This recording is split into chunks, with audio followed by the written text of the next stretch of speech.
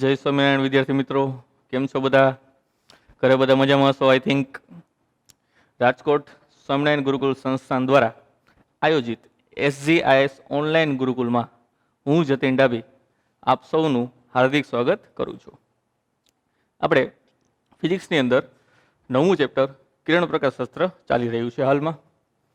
Last lecture એટલે કે અગાઉના 18 લેક્ચર સુધી આપણે લેન્સ, તેના દાખલા અને ખાસ કરીને 18મા લેક્ચરની અંદર આપણે એક અગત્યની ઇમ્પોર્ટન્ટ થિયરી જોયેલી હતી, જેનું નામ હતું પ્રિઝમ, પ્રિઝમનું સમીકરણ અને પ્રિઝમ દ્વારા મળતા વક્રીભવનનું સમીકરણ. એના ઉપર એક નાનકડી એવી નજર નાખી લઈએ. પ્રિઝમનું સમીકરણ અને પ્રિઝમનું વક્રીભવનનું સમીકરણ. પ્રિઝમનું સમીકરણ હાલમાં એ લખેલું નથી, પણ અહીંયા પ્રિઝમના વક્રીભવનનું સમીકરણ લખેલું છે કંઈક. પ્રિઝમના વક્રીભવનનું સમીકરણ કંઈક એવું છે, n2/n1 is equal to sin a plus delta m/2 છેદમાં sin a/2, જ્યાં n2 એટલે પ્રિઝમનો વક્રીભવનાંક છે, n1 એટલે કે પ્રિઝમ જે માધ્યમમાં રાખેલું છે તેનો વક્રીભવનાંક છે, a એટલે પ્રિઝમ કોણ, ડેલ્ટા m એટલે લઘુત્તમ વિચલન કોણ, અને બગડાને આપણે બધા જાણીએ જ છીએ. એવી રીતે નાના પ્રિઝમ માટે છેલ્લે આપણે લઘુત્તમ વિચલન કોણનું સૂત્ર તારવેલું હતું, delta m is equal two a કૌંસમાં n-1, જ્યાં n જે છે એ પ્રિઝમના દ્રવ્યનો શું છે, વક્રીભવનાંક છે. અથવા તો અલગ માધ્યમ હોય, આ સમીકરણ ત્યારે જ વાપરી શકાય કે જ્યારે પ્રિઝમ ક્યાં મૂકેલો હોય, હવામાં મૂકેલો હોય. પણ જો પ્રિઝમ કોઈ બીજા માધ્યમમાં મૂકેલો હોય બાળકો, તો અહીંયા n ની જગ્યાએ તમારે લખવાનું રહેશે n2/n1, જ્યાં n1 જે છે એ માધ્યમનો વક્રીભવનાંક છે અને n2 જે છે એ શું છે, પ્રિઝમનો વક્રીભવનાંક. હવે મનમાં વિચારી લેશું કે પ્રિઝમનું સમીકરણ પણ શું હતું, અહીં લખેલું નથી હાલમાં, પણ હું બોલી જાઉં છું. પ્રિઝમનું સમીકરણ કંઈક એવું હતું, a plus delta is equal two i plus e. ચલો, હવે આ પ્રિઝમની થિયરીને અનુરૂપ અહીંયા તમારે સ્વાધ્યાયના 2 દાખલાનો અભ્યાસ કરવાનો છે. એમાં એક દાખલાની રકમ મેં અહીંયા લખેલી છે. શું છે રકમ એ જોઈએ. અજ્ઞાત વક્રીભવનાંક ધરાવતા કાચમાંથી, અજ્ઞાત વક્રીભવનાંક ધરાવતા કાચમાંથી એક પ્રિઝમ બનાવવામાં આવેલ છે. વક્રીભવનાંક તમને આપેલો નથી, પણ એવું કીધેલું છે કે કાચમાંથી શું બનાવવામાં આવે છે, પ્રિઝમ બનાવવામાં આવે છે. તેની એક સપાટી ઉપર પ્રકાશનું સમાંતર કિરણ જૂથ આપાત કરવામાં આવે છે. એટલે વિચારી લે, ધારો કે આ પ્રિઝમ છે,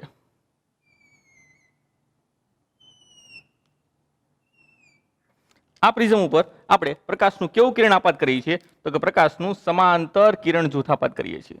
આ હશે સમાંતર કિરણ જૂથ. ક્લિયર?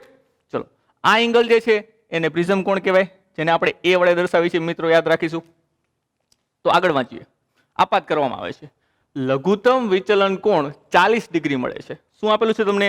લઘુત્તમ વિચલન કોણ. લઘુત્તમ વિચલન કોણને આપણે શેના વડે દર્શાવી છીએ, ડેલ્ટા m વડે. કેટલો આપેલો છે ડેલ્ટા m, તો કે ડેલ્ટા m આપેલો છે 40 ડિગ્રી. પ્રિઝમના દ્રવ્યનો વક્રીભવનાંક શોધો. પ્રિઝમના દ્રવ્યનો વક્રીભવનાંક એટલે કે જેને આપણે n2 અથવા તો ખાલી n વડે દર્શાવી છીએ, એ તમારે શોધવાનું છે. પ્રિઝમનો વક્રતા કારક કોણ 60 ડિગ્રી છે. એટલે વક્રતા કારક કોણ એટલે પ્રિઝમ કોણ થશે. યાદ રાખશું બાળકો, પ્રિઝમ કોણને શેના વડે દર્શાવાય, તો કે a વડે. તો a ઇઝ ઇક્વલ ટુ કેટલા આપેલા છે, 60 ડિગ્રી. પહેલો ક્વેશ્ચન અહીંયા સુધીનો છે, એટલે ક્વેશ્ચન આપણે અત્યારે અહીંયા સુધીનો વાંચીશું, પછી આગળનો ક્વેશ્ચન પછી વાંચીશું. શું છે જોઈએ. પ્રિઝમનો વક્રીભવનાંક શોધવાનો છે અને આટલી વસ્તુ તમને આપેલી છે. હવે પ્રિઝમ કયા માધ્યમમાં મૂકેલું છે એવું તમને કંઈ હાલમાં કીધેલું નથી. તો ધારી લેશું કે પ્રિઝમ કયા માધ્યમમાં છે, તો કે હવામાં છે. જો પ્રિઝમ હવામાં હોય તો n1 ઇઝ ઇક્વલ ટુ શું લઈ લેવાનું, 1. કેમ, તો કે પ્રિઝમ કેવા માધ્યમમાં છે, હવાના માધ્યમમાં છે. ક્લિયર? તો આટલી વસ્તુ તમને આપેલી છે અને તમારે આ વસ્તુ શોધવાની છે, પ્રિઝમના દ્રવ્યનો વક્રીભવનાંક. તો કોન્સન્ટ્રેટ આના ઉપર કરશું. તો વિચાર કરો, પ્રિઝમમાં 2 થી 3 સમીકરણ આવતા હતા અને તમને એમાંનું એક સમીકરણ કે જે આપણા દાખલા માટે ઇમ્પોર્ટન્ટ છે એ અહીંયા લખેલું છે કે આ સમીકરણનો ઉપયોગ કરીને આપણે પ્રિઝમના દ્રવ્યનો શું શોધી શકશું, વક્રીભવનાંક શોધીશું. તો પ્રિઝમ માટેનું સમીકરણ જે હતું એ લખી દઈશું આપણે. તો પ્રિઝમ માટે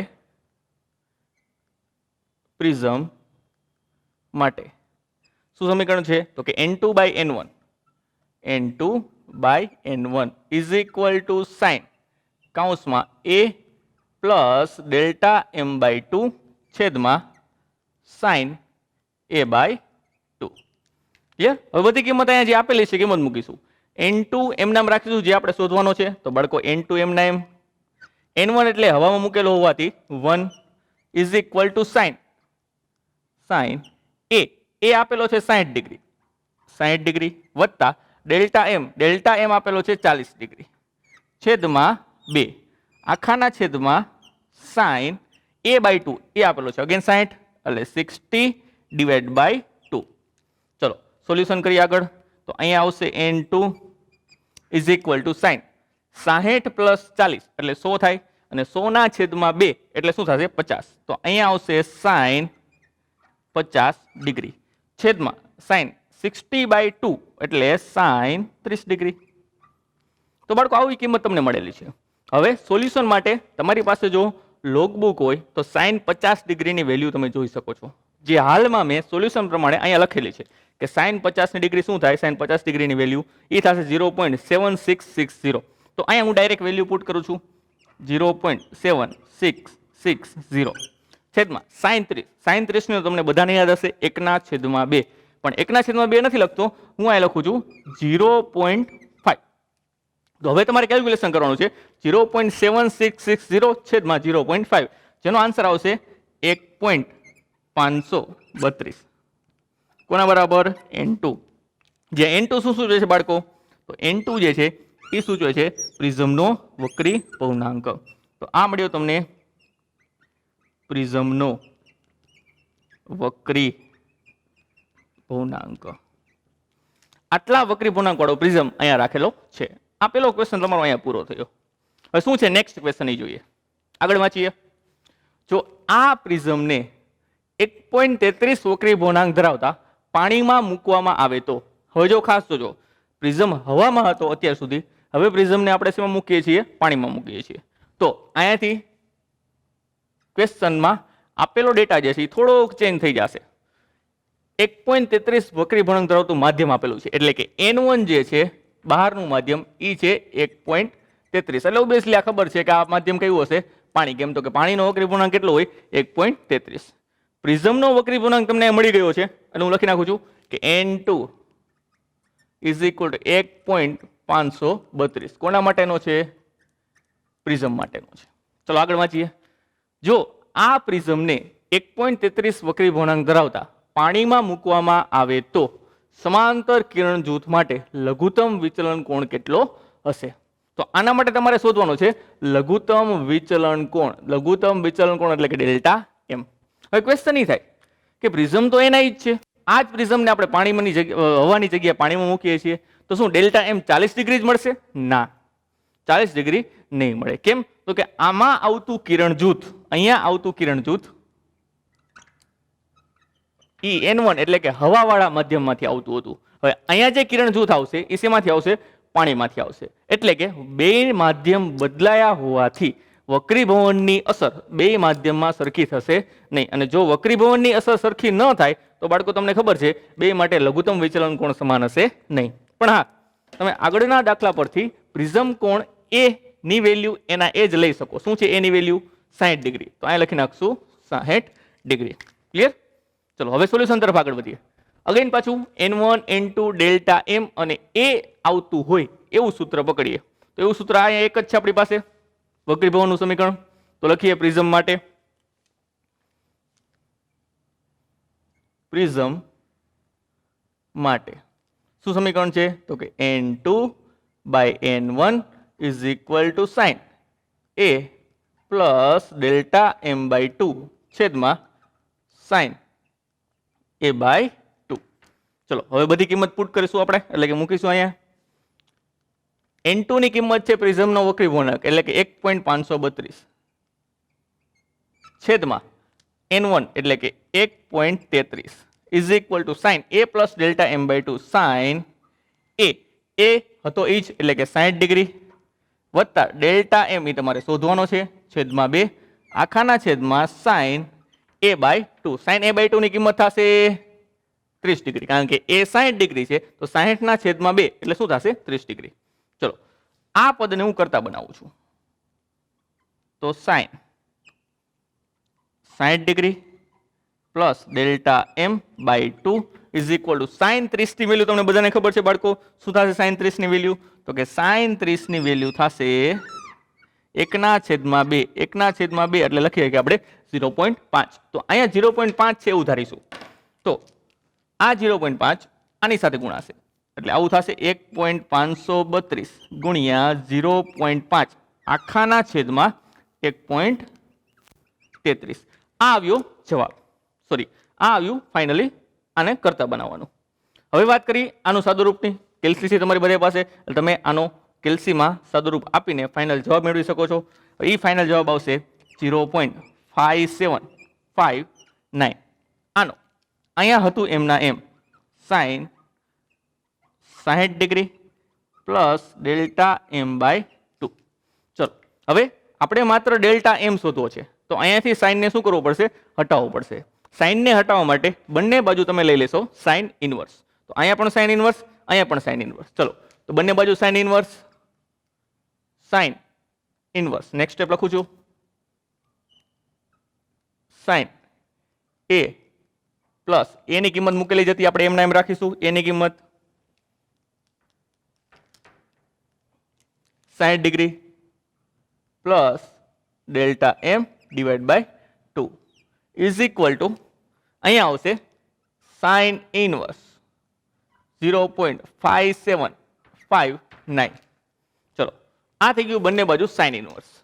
હવે સાઇન ઇનવર્સ સાઇન એ કેન્સલ આઉટ થશે એટલે અહીંયા માત્ર વધશે 60 degree plus delta M divide by 2 જ્યારે અહીંયા વધશે સાઇન ઇનવર્સ 0.5759 ની વેલ્યુ. હવે લોગબુક હોય તો તમે આ વેલ્યુ જોઈ શકો છો પણ અહીંયા મેં લખેલી છે સરળતા ખાતર એટલે આપણને કેલ્ક્યુલેશન કેવું પડે? ઇઝી પડે. તો અહીંયા સાઇન ઇનવર્સ 5759 ની વેલ્યુ મળશે 35 ડિગ્રી અને 10 મિનિટ. તો અહીંયા લખીશું 35 ડિગ્રી અને 10 મિનિટ. ક્લિયર? ચલો હવે વાત કરીએ આગળ. આ બગડો જે છે સેપરેટ કરી દે બંનેમાં, એટલે છેદ જે છે એ સેપરેટ થશે. તો 60 ના છેદમાં 2 એટલે કે 30 ડિગ્રી વત્તા ડેલ્ટા એમ ના છેદમાં 2. ક્લિયર?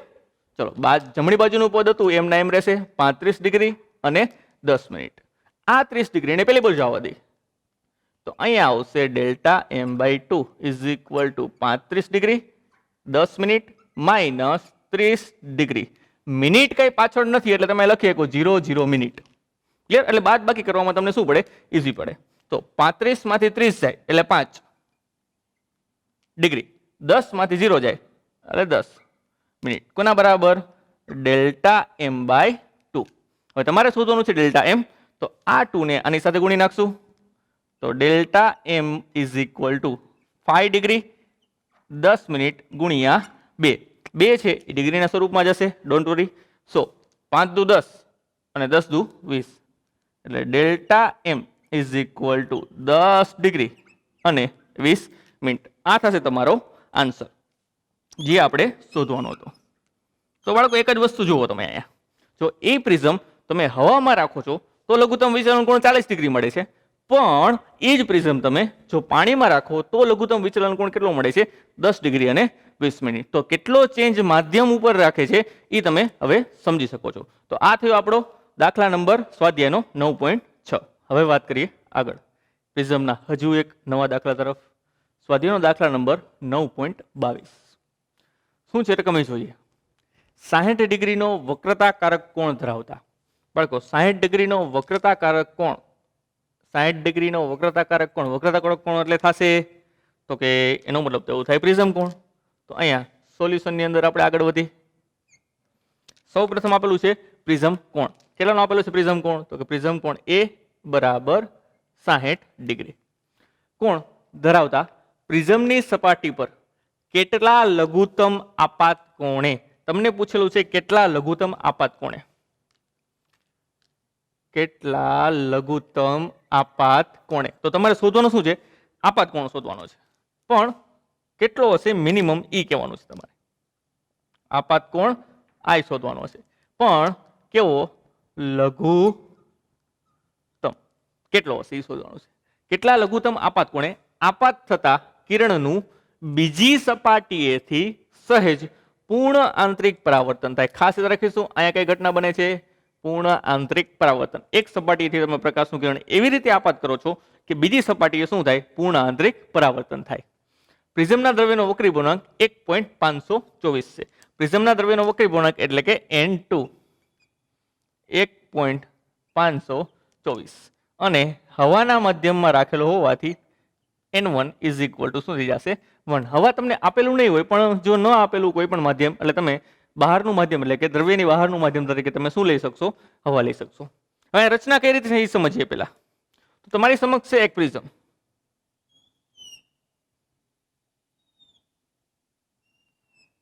ચલો, આ પ્રિઝમની અંદર પ્રકાશનું કિરણ જૂથ કોઈ એક સાઈડથી એપ્લાય થાય છે. પ્રકાશ કોઈ એક સાઈડથી એવી રીતે એપ્લાય કરવામાં આવે છે. આ લંબ દોરીશું એટલે ખ્યાલ આવે કે આપાત કોણ ક્યાં બને. તો બાળકો આ જે છે એ લંબ થયો. તો આપાત કિરણનો લંબ સાથેનો ખૂણો એ થશે તમારું આપાત કોણ I. તો આ થયો આપાત કોણ I. પ્રકાશનું આ પેલી સપાટી જેને આપી દઉં છું, ધારો કે આ A છે, આ B છે અને આ છે C. તો પ્રકાશનું પહેલી સપાટીએ AB સપાટીએ પ્રથમ વખત વક્રીભવન થશે. ત્યારબાદ પ્રકાશનું કિરણ એ ક્યાંક સુરેખ માર્ગ ઉપર આગળ વધશે. મીન્સ કે આ માર્ગે ધારો કે ક્યાં વધે છે? આગળ વધે છે. આ બિંદુને સરળતા ખાતર નામ આપી દઉં છું કે આ છે બિંદુ P. ચલો, હવે પ્રકાશનું કિરણ બિંદુ Q પાસે, આ બિંદુ Q એટલે પ્રિઝમની બીજી સપાટી થઈ. તો તમને આગળ કીધેલું છે બાળકો અહીં ક્યાંક કે આપાત થતા કિરણનું બીજી સપાટીએથી સહેજ પૂર્ણ આંતરિક પરાવર્તન થાય. તો આ બીજી સપાટી થઈ. તો અહીંયા શું થશે? સહેજ પૂર્ણ આંતરિક પરાવર્તન. તો પૂર્ણ આંતરિક પરાવર્તન થાય તો આપાત કિરણનું એના એ જ માધ્યમમાં શું થશે? વક્રીભવન, પરાવર્તન થશે. આપાત કિરણનું એના એ જ માધ્યમમાં શું થશે? પરાવર્તન થશે. એટલે કે જો બહારના માધ્યમ તરીકે તમે લઈ શકો છો કે બહારનું માધ્યમ તરીકે શું હતું? તો કે n1 એટલે કે હવા. અંદરના માધ્યમ તરીકે શું હતું? n2 એટલે કે હવા. અહીંયા પણ બહારનું માધ્યમ શું છે? n1. તો અહીંયા લંબ સાથેનો ખૂણો, અહીંયા પણ લંબ દોરી દઉં છું. આ પણ શું છે? લંબ. તો અહીંયા લંબ સાથેનો ખૂણો આટલો જે છે એને આપણે કહેતા હતા R2. અને અહીંયા જે ખૂણો બનતો હતો એને આપણે કહેતા હતા R1. તો બાળકો R1 R2 અહીંયા દર્શાવી દીધા છે.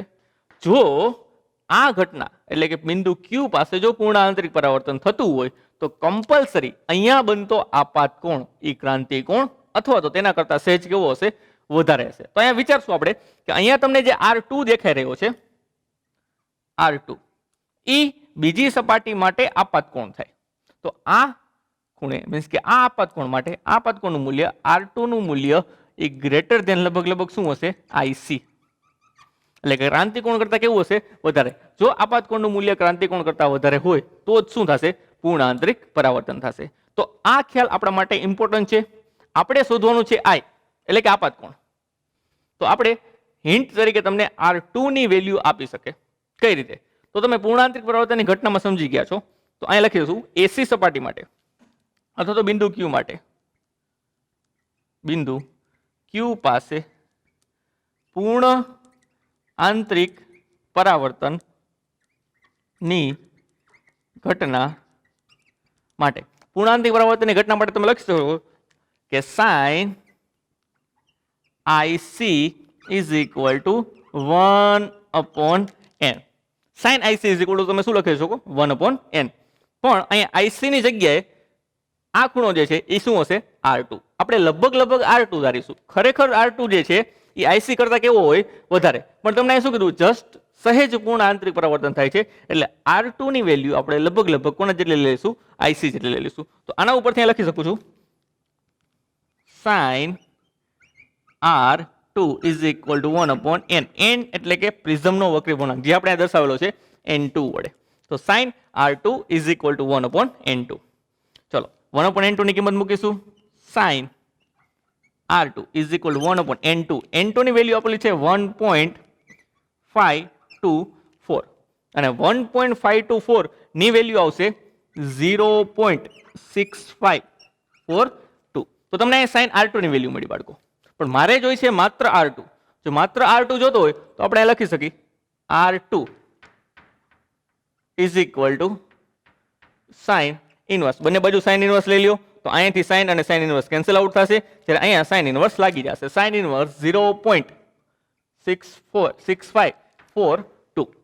આની વેલ્યુ તમે લોકબુકમાંથી જોઈ શકો છો, પણ સરળતા ખાતર અહીંયા વેલ્યુ મેં લખેલી છે કે sin ઇનવર્સ 6542 ની વેલ્યુ થશે 41 ડિગ્રી. માટે R2 ની વેલ્યુ કેટલી આવી? 41 ડિગ્રી. ચલો આ મળી ગયું R2. ક્લિયર? ચલો R2 મળી ગયો છે, તમારી પાસે A છે, તો લગભગ તમે R1 મળી શકે છે. કેમ? તો કે પ્રિઝમ માટે એક સમીકરણ હતું. શું હતું પ્રિઝમ માટેનું સમીકરણ? પ્રિઝમ માટે કઈક સમીકરણ આવું હતું, A is equal two R1 plus R2. R2 છે, A છે, તો તમે આના ઉપરથી R1 મેળવી શકો. તો R1 ને કરતા બનાવો, તો R1 is equal two A minus R2. A ની વેલ્યુ છે 60 ડિગ્રી અને R2 ની વેલ્યુ મળી 41 ડિગ્રી. એટલે કે 60 માંથી 41 જાય એટલે જવાબ આવશે 19 ડિગ્રી. તો R1 ની વેલ્યુ મળી ગઈ છે તમને 19 ડિગ્રી. ચલો હવે તમારે R2 માંથી કૂદકો મારીને તમે R1 પાસે આવી ગયા. હવે R1 ઉપરથી તમારે ક્યાં જવાનું છે? I ઉપરથી. હવે વિચારો, P બિંદુ પાસે જો તમે સ્નેલનો નિયમ વાપરી શકો તો તમને I ની વેલ્યુ મળી જાય. કેમ? તો કે તમારી પાસે N1 છે, N2 છે, R1 છે અને માત્ર શું જોઈએ છે? I જોઈએ છે. તો અહીંયા જે P બિંદુ છે એ P બિંદુ પાસે આપણે શું વાપરશું? સ્નેલનો નિયમ. તો P બિંદુ પાસે સ્નેલના નિયમ પરથી શું હતો સ્નેલનો નિયમ? યાદ કરીએ તો સ્નેલનો નિયમ હતો N1 sin I is equal to N2 sin R1. N1 અને ઈજ માધ્યમનો ખૂણો, N2 અને ઈજ માધ્યમનો ખૂણો. એટલે કે આ AB વક્રી ભવનકારક સપાટી છે એના માટે I જે છે એ આપાત કોણ થશે અને R1 જે છે એ શું થશે? વક્રીભૂત કોણ થશે. તો N1 sin I is equal to N2 sin R1. ચલો આપણે sin I એટલે કે I જોઈએ છે તો sin I ને આ સાઈડ રાખીશું, N1 ને પેલી બાજુ જવા દો એટલે છેદમાં આવી જશે. અહીંયા હતું sin R1. હવે બધી વેલ્યુ પુટ આઉટ કરીશું. તો sin I is equal to N2. N2 એટલે છે પ્રિઝમનો વક્રી પૂર્ણાંક 1.524 છેદમાં N1 એટલે કે હવા માટે શું લખી છે આપણે? 1 લખી છે. અને sin R1 કેટલો છે? 41. તો અહીંયા લખીશું sin 41 ડિગ્રી. sin 41 ડિગ્રી લોક ટેબલમાંથી મળશે તમને, પણ અહીંયા સરળતા ખાતર મેં sin 41 ની વેલ્યુ લખેલી, સોરી sin 19 ની. આપણે R1 લખવાનો છે, R2 નહીં. તો અહીંયા આવશે R1 અને R1 ની વેલ્યુ છે 19 ડિગ્રી. તો sin 19 ડિગ્રી. તો sin 19 ડિગ્રીની વેલ્યુ અહીં તમારી લખેલી છે 0.3256. તો અહીંયા લખી દઈશું આપણે 1.524 ગુણ્યા 0.3256. આ બંનેનો ગુણાકાર કરવાનો છે. આ બંનેનો ગુણાકાર કરશો એટલે ફાઇનલ જવાબ આવશે 0.4962. ક્લિયર? તો આ મેળો કોના બરાબર? તો કે sin I બરાબર. હવે તમારે માત્ર શું શોધવાનો છે? ખાલી I શોધવાનો છે. તો બંને બાજુ ફરી એકવાર sin ઇન્વર્સ લેશું. તો ડાબી બાજુ sin ઇન્વર્સ લેતા sin અને sin ઇન્વર્સ કેન્સલ આઉટ થશે, જ્યારે અહીંયા sin ઇન્વર્સ લાગી જશે. તો sin ઇન્વર્સ 0.4962 અને આની વેલ્યુ તમે જ્યારે લોક ટેબલમાંથી જોશો ત્યારે તમને આન્સર મળશે 29.75 ડિગ્રી. તો અહીંયા આવશે જવાબ 29.75 ડિગ્રી, જે લગભગ કોના બરાબર થાય? 30 ડિગ્રીને બરાબર થાય. તો આ મળી આપાત કોણની વેલ્યુ. આપાત કોણ I બરાબર 30 ડિગ્રી. તો હવે ક્વેશ્ચન તમારો પૂરો થશે. શું છે ક્વેશ્ચન?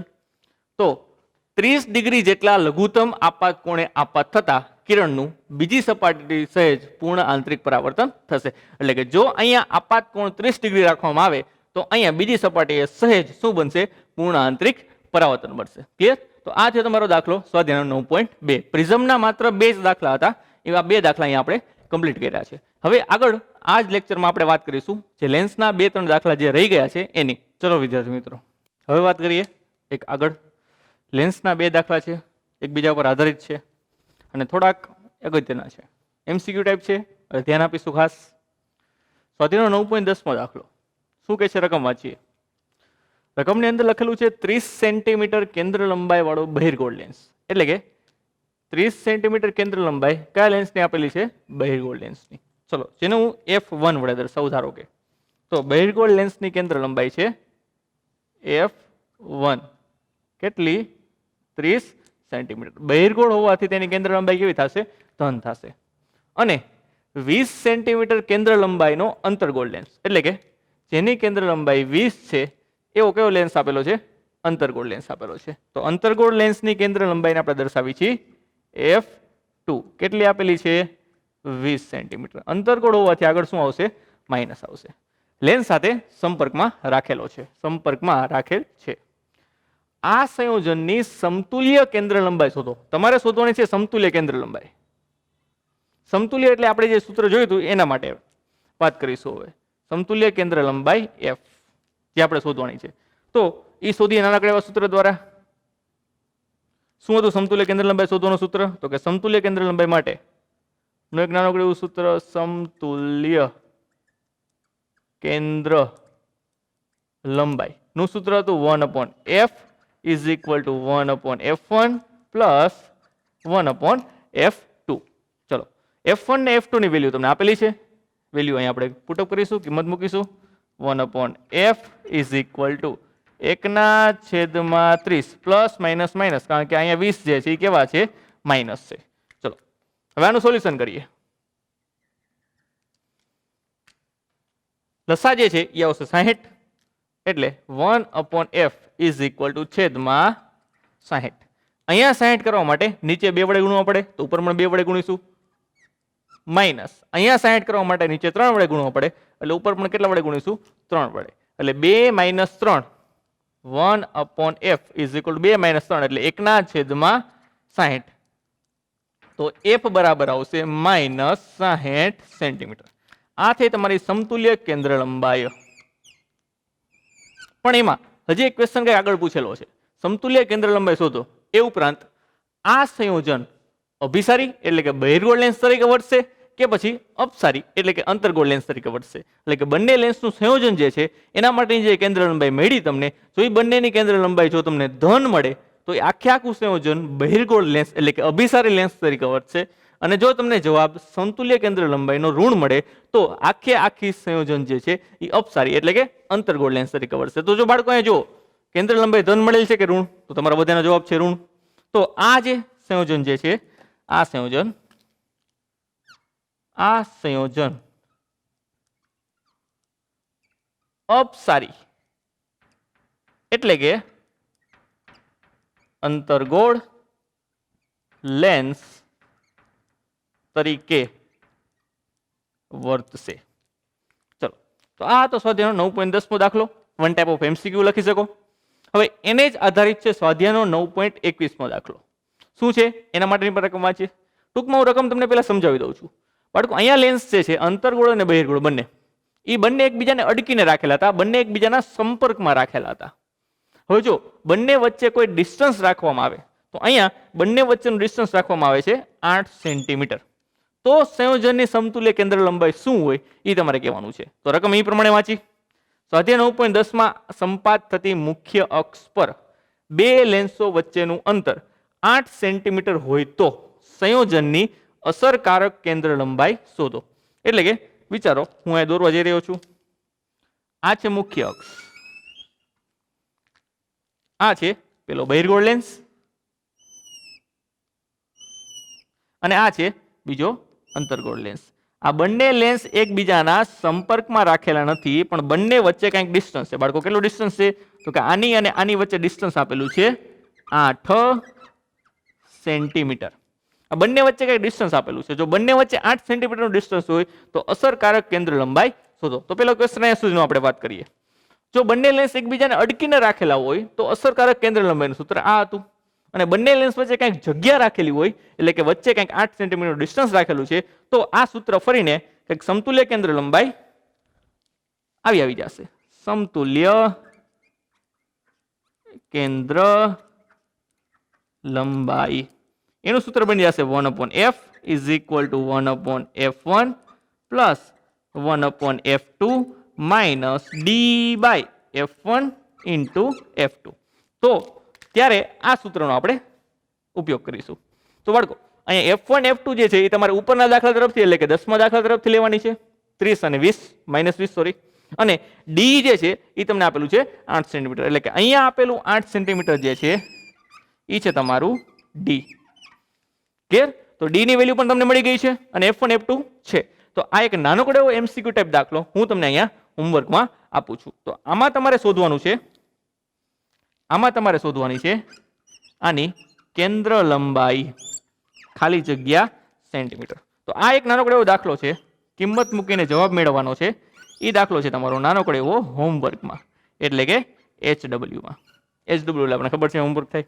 ચલો હવે એમાં આગળ એક ક્વેશ્ચન વાંચી, અહીંયા સુધીનું આપણે પૂરું કર્યું હતું. હવે વાત કરીએ આગળ.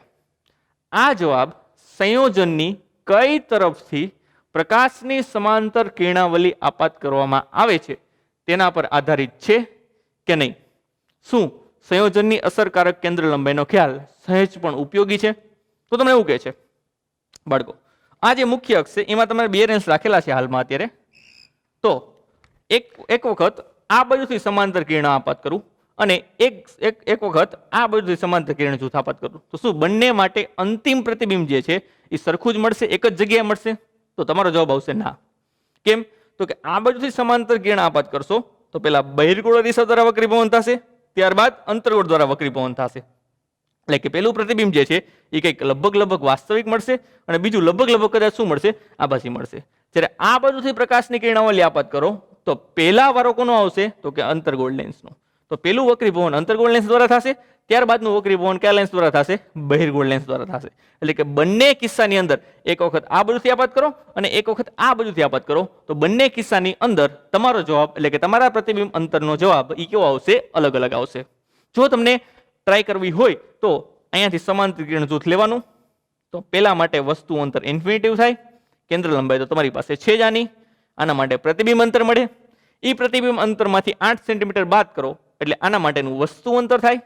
વસ્તુ અંતર મળી ગયું, કેન્દ્ર લંબાઈ છે, તો આના માટે પ્રતિબિંબ અંતર મળે ફાઇનલી. આવું નવું આ સાઈડથી સમાંતર કિરણાવલી આપાત કરો એના માટે ટ્રાય કરવાની. તો બંને માટેનો જવાબ જે છે પ્રતિબિંબ અંતરનો એ સરખો મળશે નહીં. તો એટલા માટે આપણે લખી શકીએ કે અહીંયા કઈ બાજુથી સમાંતર કિરણાવલી આપાત કરવામાં આવે છે તેના પર આધારિત છે.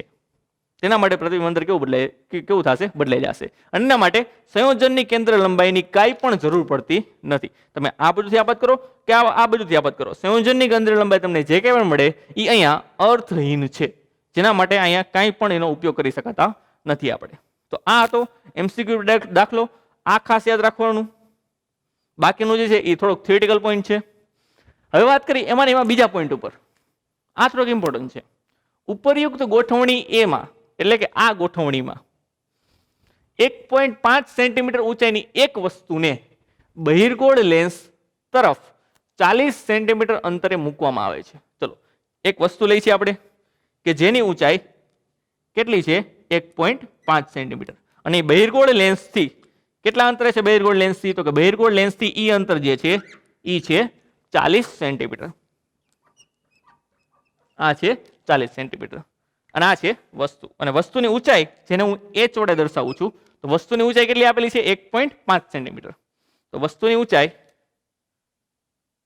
h ઇઝ ઇક્વલ ટુ આપેલું છે 1.5 સેન્ટીમીટર.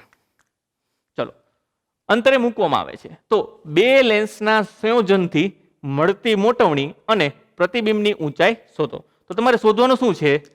સંયોજનથી મળતી મોટવણી એટલે કે બેના સંયોજન દ્વારા મળતી કુલ મોટવણી અને પ્રતિબિંબની ઊંચાઈ. પ્રતિબિંબની ઊંચાઈ એટલે કે જેને આપણે દર્શાવી છીએ h ડેશ વડે. તો બાળકો અહીંયા આપણે સ્ટાર્ટ કરીશું હવે દાખલાને. તો સૌપ્રથમ વાત કરીએ પેલા બહિર્ગોળ લેન્સની. પહેલા વાત કરીશું બહિર્ગોળ લેન્સની. બહિર્ગોળ લેન્સ. ચલો બહિર્ગોળ લેન્સ માટે વસ્તુ અંતર જે છે એ કેટલું છે? 40 સેન્ટીમીટર છે. બહિર્ગોળ લેન્સની કેન્દ્ર લંબાઈ જે છે, અથવા તો અહીં લખી દઉં છું ડાયરેક્ટલી ઇઝી તમને પડે. બહિર્ગોળ લેન્સની કેન્દ્ર લંબાઈ છે 30 સેન્ટીમીટર.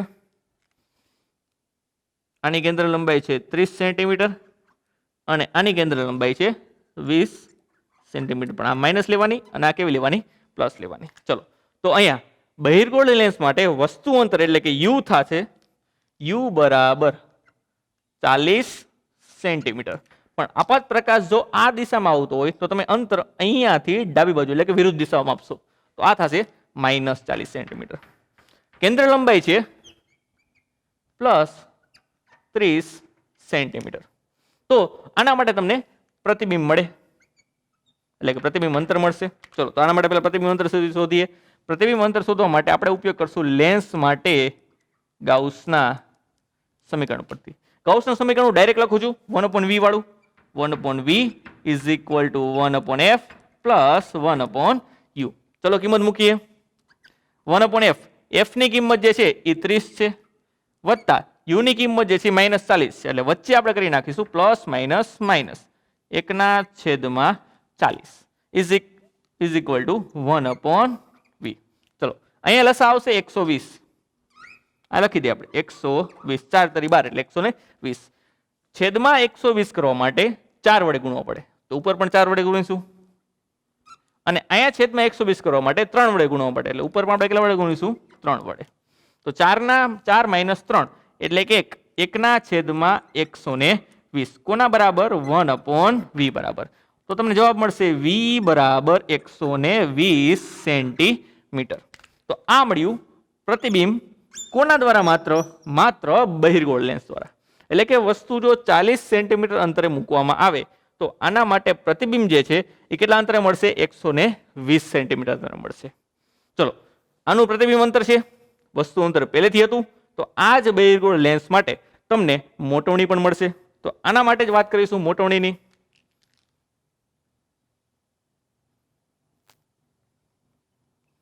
બહિર્ગોળ લેન્સની મોટવણી. ચલો, એના માટે પહેલા મોટવણી શોધી લઈએ. બહિર્ગોળ લેન્સની મોટવણીને m1 વડે દર્શાવું છું. પહેલા લેન્સ માટે m1. મોટવણીનું સૂત્ર છે v/u. અહીંયા v ની કિંમત છે તમારી પાસે 120 અને u ની કિંમત છે 40, પણ કેવું આવશે? માઇનસ. તો અહીંયા જવાબ આવશે 4 તરી 12 એટલે કે -3. મોટવણીનો કોઈ પણ પ્રકારનો એકમ નથી, એટલે ખાસ યાદ રાખશું મોટવણી જે મળશે એ તમને કેવી મળશે? એકમ રહિત મળશે. તો આ મળી પહેલા લેન્સ દ્વારા મોટવણી. એટલે કે બહિર્ગોળ લેન્સની મોટવણી જે મળે છે કેટલી મળે છે? -3. આપણે તો શોધવાની છે બંને લેન્સના સંયોજનથી બનતી મોટવણી શોધવાની છે. તો આવી જ રીતે હજી કોના માટે વાત કરશું? અંતર્ગોળ માટે વાત કરશું. તો નેક્સ્ટ જે છે એ વાત છે હવે અંતર્ગોળ લેન્સ માટે. અંતર્ગોળ લેન્સ માટે ચલો, અંતર્ગોળ લેન્સ માટે વસ્તુ અંતર શું થશે બાળકો? એ ખાસ યાદ રાખજો. આના દ્વારા જે પ્રતિબિંબ મેળવ્યું આ બાજુ ક્યાંક, આના માટે આભાસી વસ્તુ તરીકે કાર્ય કરશે. ફરી એકવાર કહું છું, આના દ્વારા જે પ્રતિબિંબ મળશે એ આ લેન્સ માટે આભાસી વસ્તુ તરીકે કાર્ય કરશે. એટલે કે વસ્તુ અંતર તમારે અહીંયાથી આ લેન્સથી માપવાનું રહેશે. ચલો, અહીંયાથી અહીંયા સુધીનું અંતર, એટલે કે અહીંયાથી જે પ્રતિબિંબ મેળવ્યું છે ત્યાં સુધીનું અંતર 120 સેન્ટીમીટર છે. પણ આપણે અંતર અહીંયાથી માપવું હોવાથી 120 માંથી તમારે કેટલા બાદ કરવા પડશે? 8 બાદ કરવા પડશે. તો આના માટે જે વસ્તુ અંતર મળશે એ 120 માઇનસ શું થશે? 8 સેન્ટીમીટર મળશે. તો આના માટેનું વસ્તુ અંતર u is equal two 120 minus 8. 120 માંથી 8 બાદ કરો એટલે 100 ને શું આવશે? 12 સેન્ટીમીટર. તો આ મળ્યું આનું વસ્તુ અંતર. એ ક્યાંક આ બાજુ મળશે, એટલે આપાત પ્રકાશની દિશામાં મળ્યું એટલા માટે 112 જે છે કેવું રાખશું આપણે? પ્લસનું પ્લસ રાખીશું. પણ આની જે કેન્દ્ર લંબાઈ છે બાળકો, બહિર્ગોળ લેન્સની અંતર્ગોળ લેન્સની કેન્દ્ર લંબાઈ એ કેટલી આપેલી છે? -20. તો આ થશે -20 સેન્ટીમીટર. તો હવે આના માટે પણ પ્રતિબિંબ મળે આઈ થિંક. અહીંયા પણ શોધીશું આપણે v કેટલું થાય. ચલો, પ્રતિબિંબ શોધવા માટે કોનો ઉપયોગ કરીશું? ગાઉસનો સમીકરણનો. તો ગાઉસના સમીકરણ પરથી શું છે ગાઉસનું સમીકરણ? તો કે 1/v is equal two 1/f plus 1/u. f અને u ની કિંમત મૂકીશું આપણે. ચલો, f ની કિંમત છે -20 એટલે -1/20 વત્તા u ની કિંમત છે 112 1/112. આ મેળવો તમને કંઈક આવો કંઈક વેલ્યુ મૂકતા જવાબ મળે છે આવો કંઈક. ચલો, સરળતા ખાતર 112 ને આગળ લઈ લેશું. 112 આગળ માઇનસ 1/20. ક્લિયર? હવે લસા આ બેનો ગુણાકાર છેદમાં આવશે 112 ગુણ્યા 20, ઉપર આવશે અહીંયા 20 અને અહીંયા આવશે 112. આ બધી વસ્તુ કોના બરાબર છે? તો કે 1/v બરાબર છે. ચલો વાત કરીએ આગળ. આમાં 20 માંથી 112 જાય 92 જવાબ આવશે, પણ કેવો આવશે? માઇનસ આવશે. તો અહીં લખી દઈશું upon V is equal to -92 છેદમાં હતું એમના એમ 112 ગુણ્યા 20. હવે ખાલી વી જોતો હોવાથી આ બધા પદને ઉલટાવી નાખશું એટલે 112 ગુણ્યા 20 છેદમાં આવશે 92 અને આનો સોરી -92 અને આનો જવાબ આવશે તમારે 24.9 -24.9 સેન્ટીમીટર. કોના બરાબર? વી બરાબર. તો બાળકો આ મળ્યું તમને અંતર્ગોળ લેન્સ વડે મળતું પ્રતિબિંબ અંતર. તો અંતર્ગોળ લેન્સથી આ પ્રતિબિંબ જે છે એ 24.9 સેન્ટીમીટર પણ માઇનસ મળ્યોનો મતલબ ક્યાંક આ બાજુ મળશે. ક્લિયર? ચલો તો આ 24.9 સેન્ટીમીટર અંતરે તમને પ્રતિબિંબ મળી ગયું છે. તો આના માટેની મોટવણી પણ તમે શોધી શકો, પણ કોના માટે? અંતર્ગોળ લેન્સ માટે. એટલે એની મોટવણી દર્શાવું છું m2 વડે. m2 ઇઝ ઇક્વલ ટુ અહીંયા બનશે v બાય u. મોટવણીનું જે સૂત્ર છે એ જ લાગુ પડશે. v મળ્યું છે અહીંયા -24.9 અને છેદમાં u જે છે એ છે તમારી પાસે 112 સેન્ટીમીટર. બાળકો તમે જ્યારે આનું કેલ્ક્યુલેશન કરશો ત્યારે આનો જવાબ આવશે 0.22 પણ કેવો આવે છે? ધારો કે માઇનસ આવે છે. તો આ m2 એટલે કે અંતર્ગોળ લેન્સની મોટવણી જે મળી તમને એ મળી 0.22. જ્યારે અહીંયા આની મોટવણી જે હતી એ હતી -3. તો -0.22 અને -3 એ બેનો ગુણાકાર કરો તો તમને આખા સંયોજનની શું મળશે? મોટવણી મળશે. તો બાળકો હવે આગળ વાત કરીએ સંયોજનની મોટવણી. તો સંયોજનની મોટવણી, સંયોજનની મોટવણીનું સૂત્ર છે m is equal two m1 ગુણ્યા m2. m1 તમને મળી ગયું છે -3 અને m2 મળ્યું છે -0.22. આ બંનેનો ગુણાકાર કરશો ત્યારે તમારી પાસે જવાબ આવશે 0.66. તો આ મળ્યો પેલો આન્સર તમારો સંયોજનની મોટવણી. આ તમારે શોધવાનું હતું સંયોજનની મોટવણી. તો પેલો આન્સર મળ્યો સંયોજનની મોટવણી. જો સંયોજનની મોટવણી મળી જાય તો તમારે આગળ હજી કંઈક વસ્તુ શોધવાની છે, પ્રતિબિંબની ઊંચાઈ. તો પ્રતિબિંબની ઊંચાઈ શોધવા માટે આપણે આનો જ ઉપયોગ કરશું આગળ. ચલો શું મળી મોટવણી? m is equal two 0.66. તો આ મળી મોટવણી m કેટલી છે? 0.66. તમે મોટવણીનું સૂત્ર v બાય u સિવાય તમે હજી એક વસ્તુ ભણ્યા છો, પ્રતિબિંબની ઊંચાઈ છેદમાં વસ્તુની ઊંચાઈ. તો અહીંયા આપણે શોધવાની છે પ્રતિબિંબની ઊંચાઈ. તો પ્રતિબિંબની ઊંચાઈ h dash is equal to મોટવણી ગુણ્યા h. મોટવણી મળી છે 0.66 અને વસ્તુની ઊંચાઈ જે છે એ આપેલી છે 1.5. જ્યારે આ બેનું કેલ્ક્યુલેશન કરશો બાળકો ત્યારે તમને જવાબ આવશે લગભગ 0.99 સેન્ટીમીટર. આ કોની ઊંચાઈ મળી તમને? પ્રતિબિંબની. તો બે આન્સર તમારા જે માગેલા હતા, આન્સર નંબર 2 અને આન્સર નંબર 1, એ બંને આન્સર આટલી પ્રોસેસ કર્યા બાદ મળશે. એટલે ફરી એકવાર જ્યારે દાખલાનું રિવિઝન કરતા હોય ત્યારે દરેક સ્ટેપ રકમ સાથે અને કેલ્સી સાથે, સાદુરૂપ સાથે બધા સ્ટેપને એક વખત ફરી એકવાર જોઈ જવા. તો આ તો દાખલો સ્વાધ્યાયનો 9.21 અને એના પહેલાનો હતો 9.10. આ થઈ આપણા લેન્સના બાકી રહેતા બે દાખલાની વાત. હવે આગળ વાત કરશું, એટલે કે નેક્સ્ટ લેક્ચરમાં વાત કરશું આપણે કે નવી થિયરી લઈને. એના માટે થોડીક રાહ જોઈ લેશું. આ તો આપણો અત્યાર સુધીનો લેક્ચર નંબર 19. જય સ્વામિનારાયણ.